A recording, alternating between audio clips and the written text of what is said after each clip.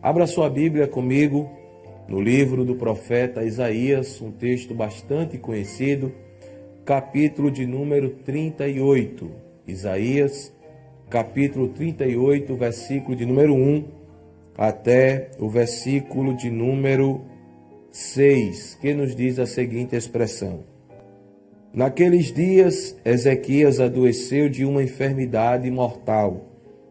E veio a ele Isaías, filho de Amós, o profeta, e lhe disse: Assim diz o Senhor, põe em ordem a tua casa, porque morrerás e não viverás.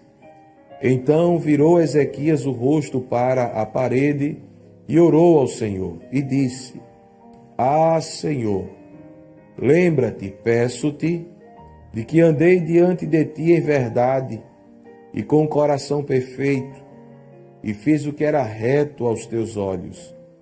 E chorou Ezequias muitíssimo. Então veio a palavra do Senhor a Isaías, dizendo: Vai e dize a Ezequias: Assim diz o Senhor, o Deus de Davi teu pai: Ouvi a tua oração e vi as tuas lágrimas. Eis que acrescentarei aos teus dias 15 anos, e livrar-te-ei das mãos do rei da Assíria, a ti e a esta cidade. Eu defenderei esta cidade. Amém? Glória a Deus. Queridos irmãos, esse texto é muito conhecido, a história de Ezequias, um dos maiores reis que Judá teve, um homem que a Bíblia declara que era um homem íntegro diante de Deus, um homem que andou em sinceridade diante da presença de Deus. No segundo livro dos reis de Israel, nós vamos encontrar o momento em que Ezequias ele começa a reinar. No capítulo de número 18, diz a palavra de Deus que Ezequias, ele começou a reinar e tinha 25 anos de idade. E diz o versículo 2, que ele reinou em Jerusalém e era o nome de sua mãe, Abi, filha de Zacarias. E o 3 vai nos dizer: fez o que era reto aos olhos do Senhor, conforme tudo o que fizera Davi, seu pai. Ezequias, como falei anteriormente, foi um homem que teve uma vida de retidão diante do Senhor. Ele passou por algumas dificuldades enquanto esteve no trono, como por exemplo a ameaça constante do rei Senaqueribe de que iria invadir a cidade de Jerusalém, destruí-la, levar em cativeiro seus habitantes, e com certeza, como era de praxe, o rei seria morto e a sua parentela também. Porém, Ezequias, ele confiava em Deus, era um homem que buscava a presença do Senhor. Diante das ameaças de Senaqueribe, houve um momento em que Ezequias, ele entra dentro da casa de Deus e apresenta diante do Senhor uma carta contendo ameaças, contendo insultos de Senaqueribe ao Deus de Israel. E o Senhor, ele deu vitória ao rei Ezequias. Porém, nesse texto que acabamos de ler, Ezequias, ele é acometido por uma enfermidade. Diz o texto aqui em Isaías, capítulo 38, que ele adoeceu de uma enfermidade mortal. E a palavra do Senhor vai nos mostrar que diante desta situação, o Senhor manda o profeta Isaías até a sua casa para lhe dar uma mensagem. É interessante que era comum, quando algum rei ele ficava doente, ou alguém próximo a ele adoecia, ele enviar mensageiros aos profetas para consultar a Deus se Deus iria curá-lo daquela enfermidade ou não. Nós temos um exemplo muito interessante na Bíblia, aqui no livro de Reis, por exemplo, no capítulo de número 14, quando Jeroboão, um rei que instituiu a idolatria em Israel, quando houve a divisão dos reinos, quando seu filho estava doente, uma doença muito grave, uma doença terrível, e ele manda a sua esposa se disfarçar para ir consultar o profeta Aías. Veja a palavra de Deus no capítulo 14 de 1 Reis, vai nos dizer, no versículo de número 3, ele diz assim: toma em tua mão 10 pães, bolos e uma botija de mel, e vai a ele, ao profeta Aías, e ele te declarará o que há de suceder a este menino. Também há outro caso do rei de Israel mandar mensageiros a Baal-zebub, deus de Ecrom, para consultá-lo se ele iria ser curado ou não de uma doença. Quando o profeta Elias vai interceptar aqueles mensageiros e dizer a eles: por que o rei vos mandou a Ecrom perguntar a Baal-zebub? Por acaso não há Deus em Israel? Voltem e digam a ele que ele não vai viver, ele morrerá por causa desta doença. E Ezequias, ele recebe o profeta em sua casa, e a mensagem de Isaías para ele foi muito forte, muito clara, direta e objetiva, quando ele diz ao rei Ezequias: assim diz o Senhor, põe em ordem a tua casa, porque morrerás e não viverás. É importante salientar que isto não se trata de uma mensagem de juízo de Deus para Ezequias, mas uma mensagem de que Deus não iria curá-lo daquela doença. O texto nos mostra, no versículo 1, que a doença que ele foi acometido era uma enfermidade mortal. Ou seja, Deus estava dizendo a ele: a consequência natural vai acontecer. A doença é mortal, então ela vai levá-lo à morte. Era Deus dizendo: eu não vou lhe curar, eu vou permitir que a doença tire a sua vida. Porém, diante daquele quadro, diante daquela situação, o rei Ezequias, ele decidiu clamar a Deus. Ele decidiu buscar a presença de Deus. Ele decidiu buscar, aleluia, uma outra resposta da parte de Deus. Ele não se conformou com aquela mensagem de que Deus não iria curá-lo.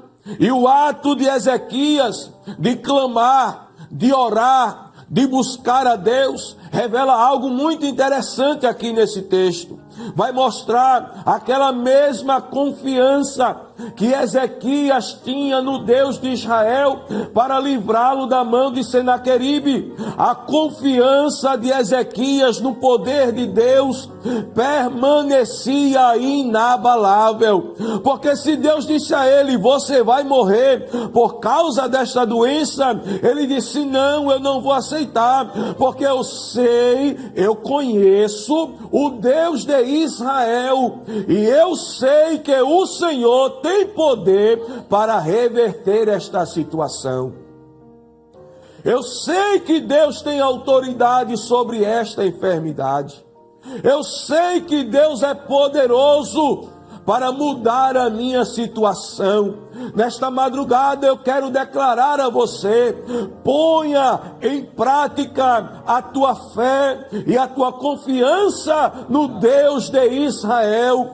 Ainda que uma mensagem tenha sido dada a você, dizendo que Deus não iria fazer nada para te ajudar, mas creia, confia no poder, na autoridade de Deus e, acima de tudo, no seu amor e na sua misericórdia.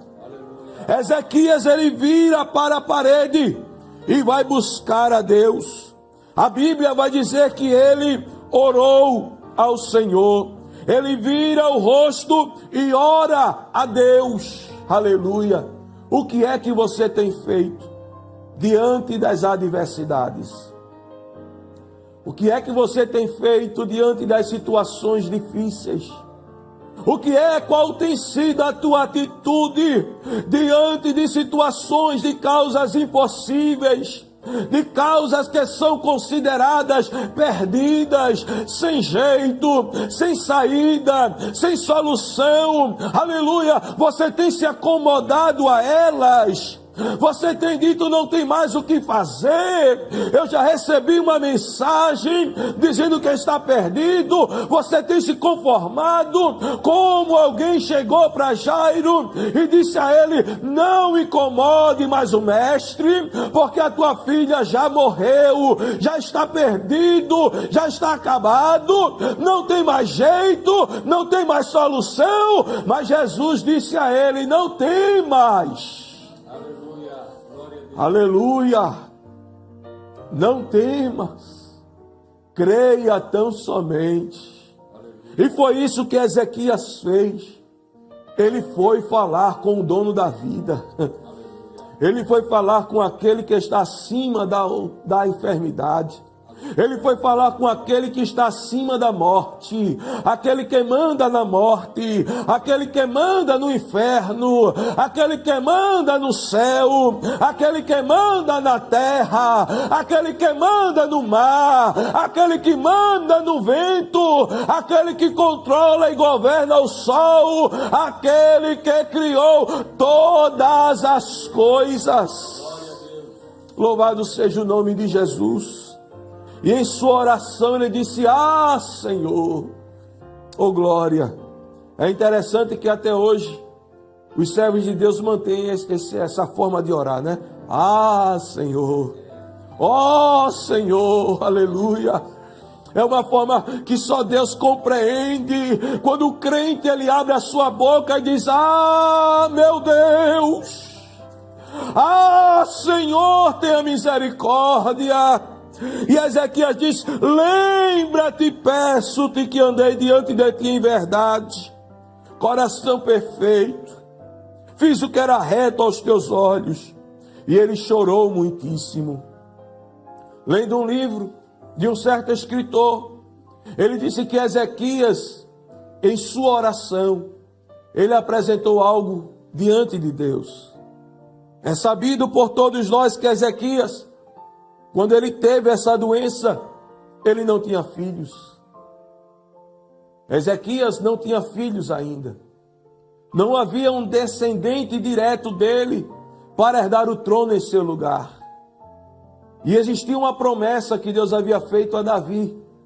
Disse a Davi que não faltaria alguém da sua descendência que se assentasse sobre o trono em Jerusalém. Ezequias morrendo, essa promessa, ela deixaria de ser cumprida. Porque não seria um descendente seu direto que iria sentar no trono. E a promessa de Deus, onde é que ficaria? E esse escritor diz, o historiador judeu Flávio José, ele disse em seu livro sobre a história dos hebreus, que Ezequias, ele apresentou a Deus esta causa e disse: Senhor, Israel, em Jerusalém ficará sem uma lâmpada de Davi. Não haverá um descendente direto de Davi para se assentar num trono como o Senhor falou a ele. Ezequias foi lá resgatar uma promessa de Deus, como quem estivesse dizendo: Deus, eu não posso morrer sem deixar uma descendência, um filho para se assentar no trono de Jerusalém. Aleluia! Se há uma promessa de Deus sobre a tua vida, eu creio, sendo esta promessa incondicional, porque Deus, ele fez uma promessa a Davi de forma incondicional, que não iria faltar alguém da sua descendência para sentar no trono. E ele cumpriu com a sua promessa. Deus é fiel sobre a tua vida. Se há uma promessa de Deus, Ele é Deus poderoso para restaurar aquilo que está perdido. Louvado seja o nome de Jesus. E Ezequias, quando ora, Ezequias, quando clama, Deus ouviu a sua oração. Mas alguém pode dizer: ô irmão Marcelo, mas não tinha sido Deus quem tinha dito que ele iria morrer, que ele não iria viver? Sim, foi Deus quem falou. Só que aqui não se tratava, como eu falei anteriormente, de uma sentença divina de juízo contra Ezequias, mas era uma palavra, uma declaração de Deus, de que ele iria morrer em consequência daquela doença. Mas não se tratava de uma palavra irrevogável da parte de Deus. Não, Senhor. Deus disse: você vai morrer, sim, você não vai viver. Mas em resposta à oração, ao clamor de Ezequias, Deus, ele revogou aquela palavra. Deus mudou de ideia. A ação divina era essa: eu não irei curar. Mas como Ezequias clamou, como Ezequias orou, Deus decidiu curar a enfermidade. Deus não iria curar, mas em resposta à oração, ele resolveu curar a enfermidade de Ezequias. Deus é soberano naquilo que ele faz. Deus é soberano em suas decisões. Mas Deus pode mudar de atitude em resposta a uma oração sincera, a um clamor sincero, a uma oração de quebrantamento diante da presença dele. Porque Ezequias, ele não orou a Deus com arrogância, dizendo: eu sou fiel, Deus, e agora? O Senhor vai deixar? Não, não, não. Ele não foi arrogante na sua oração, ele foi humilde. Ele disse: Deus, se lembre de mim, aleluia. Não se esqueça de mim, Senhor. E quando ele ora, ele chorou muitíssimo. Lá em Reis diz que ele chorou abundantemente diante de Deus. Como estão os teus olhos? Estão derramando lágrimas? Ou está mais seco do que o deserto do Saara? Deus se agrada das lágrimas. Deus se agrada quando nós choramos na presença dele. Jesus gostava, aleluia. A Bíblia mostra texto em que uma mulher, ela chorou diante dos pés do Senhor Jesus Cristo, e alguém condenou aquele ato dela, mas Jesus se agradou do choro dela, e Jesus nesta madrugada está dizendo a você e a mim: eu me agrado do teu choro, eu me agrado das tuas lágrimas, eu me agrado do teu quebrantamento diante da minha presença. Oh, glória ao nome de Jesus.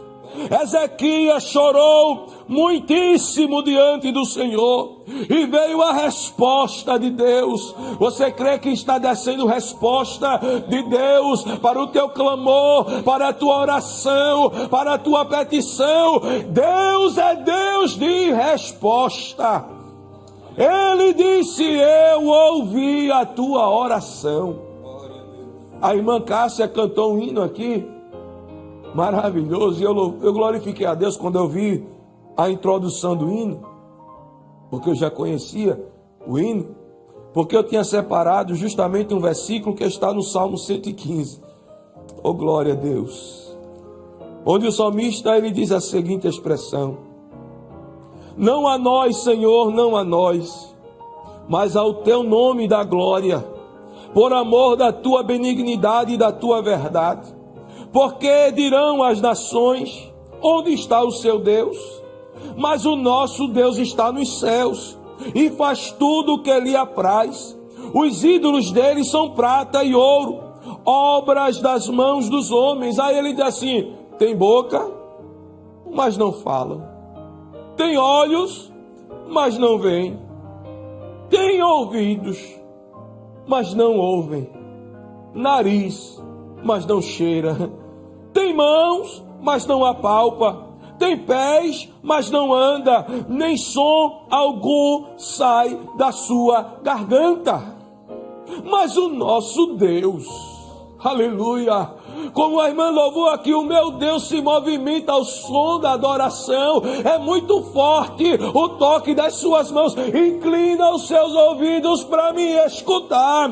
E o salmista diz aqui que os deuses vãos têm ouvido, mas não ouve. Mas o nosso Deus, ele diz assim: eu ouvi a tua oração. Deus está dizendo para você pela sua palavra: eu ouço a tua oração. Em Mateus capítulo 6, Jesus disse: quando você orar, entra no teu quarto, fecha a tua porta e ora em secreto. Precisa nem gritar, precisa nem pegar megafone, precisa nem botar um carro de som na rua e sair gritando: Deus, Deus, não, não, não, não. Jesus disse: entra no teu quarto, ora em secreto, e o teu Deus, o teu Pai que vê em secreto, ele vai te ouvir. Lembra de Ana? Foi lá no templo, ele não ouvia a voz dela, ele só viu o balbuciar dos seus lábios. Aleluia, aleluia. Mas Deus ouviu a oração de Ana. Oh, glória, aleluia. Nesta noite o Senhor está dizendo para você: eu estou ouvindo o grito silencioso da tua alma. Eu estou ouvindo o grito silencioso do teu coração. Não sai som da tua boca, mas a tua alma está clamando, o teu espírito está clamando, você está orando em secreto. Tem momento que na tua casa você não pode orar falando, porque alguém vai dizer para você: para com essa besteira de orar, porque alguém não vai te entender, alguém não vai aceitar, alguém não vai compreender. Aí você ora bem baixinho, você chora bem baixinho, você derrama lágrima, ninguém vê, ninguém ouve. Mas nesta madrugada, pela palavra de Deus, o Espírito Santo está te dizendo: eu estou ouvindo a tua oração. Olabaracantoravácia, Erimintorabagadassúria revácia. Ouvi a tua oração. Você crê que Deus ouve a tua oração?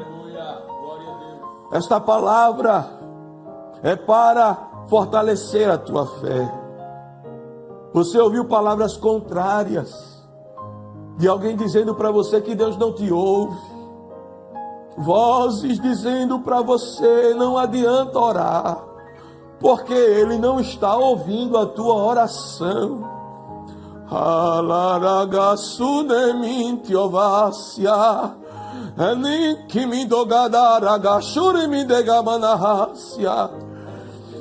Para de orar, porque não vai ter resultado. Pare de orar, porque não tem mais jeito. Deus não está te ouvindo, mas o Senhor está te dizendo: eu ouvi a tua oração. E o que mais? Eu vi as tuas lágrimas. Aleluia. Ver as lágrimas. É interessante que se alguém estiver a uma certa distância e a pessoa chorar, as lágrimas descer, não dá para ver, porque a lágrima não tem cor. Não dá para perceber a uma certa distância. Mas Deus, Ele vê as tuas lágrimas. Lágrimas de aflição, lágrimas de angústia, lágrimas de dor, lágrimas de humilhação. Mas Deus está vendo as tuas lágrimas. E eu quero concluir esta palavra dizendo que a oração do crente tem um efeito sobre Deus. A tua oração, ela surte um efeito em Deus, sobre os seus propósitos e sobre a realização dos seus planos. Aleluia. Devemos sempre manter a convicção bíblica de que a oração realmente muda as coisas. A oração muda. Se a oração não mudar, não busque ajuda em lugar nenhum, porque não tem mais jeito. O que a oração não resolver, homem não resolve. O que a oração não solucionar, médico não soluciona. O médico pode ter diploma, anel em todos os dedos das suas mãos. Mas se a oração não resolver, a sabedoria dele não vai solucionar nada. O advogado pode ser o melhor, mas se a oração não resolver, nada nem ninguém consegue resolver. Então creia nesta madrugada. A tua oração, ela surte efeito em Deus. E Deus disse a Ezequias: eu ouvi, eu vou te dar mais 15 anos, eu vou livrar você do rei da Síria, e eu vou defender esta cidade. Deus está no controle da situação. Que Deus abençoe a tua vida em nome de Jesus.